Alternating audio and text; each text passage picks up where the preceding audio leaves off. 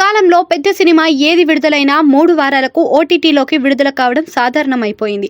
అయితే కల్కి 2898 ఏడి ఆలస్యంగా ఓటీటీ స్ట్రీమింగ్ కానుందని ఇప్పటికే వార్తలు వచ్చాయి. అయితే ఈ సినిమా ఏకంగా 10 వారాల తరువాత ఓటీటీలో స్ట్రీమింగ్ అయ్యేలా ఒప్పందం కుదుర్చుకుందని బొగోటా. వైరల్ వార్తలు నిజమని తేలితే ఈ సినిమా కోసం సెప్టెంబర్ 2వ వారం వరకు ఆగాల్సి ఉంది. కల్కి 2898 ఏడి బాక్సాఫీస్ వద్ద మరికొన్ని వారాల పాటు హవా కొనసాగించే ఛాన్స్ అయితే ఉంది. అయితే ప్రేక్షకులు ఓటీటీలో చూడటానికి అన్ని వారాలు ఎదురు చూడగలరా అనే ప్రశ్నలు వ్యక్తమవుతున్నాయి. కల్కి మేకర్స్ ఓటీటీ విషయంలో మైండ్ బ్లాక్ అయ్యే ట్విస్ట్ అయితే ఇచ్చినట్టుగా అంటూ నెటిజన్ల నుంచి అభిప్రాయాలు వ్యక్తమవుతున్నాయి. కల్కి సినిమాను ఆలస్యంగా ఓటీటీలోని స్ట్రీమింగ్ వైదేసి అలానే పైరసీ వల్ల నష్టం కలిగే ఛాన్స్ కూడా ఉంటుంది.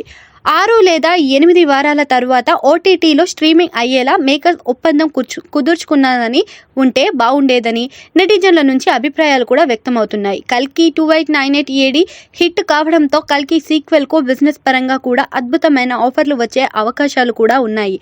అయితే కల్కి మూవీ సీక్వెల్ బడ్జెట్ భారీ స్థాయిలో ఉందని సమాచారం అందుతుంది. కల్కి 2898 ఏడి ప్రభాస్ కెరీర్లోనే స్పెషల్ మూవీగా నిలిచిందని ఫ్యాన్స్ కామెంట్లు కూడా చేస్తున్నారు.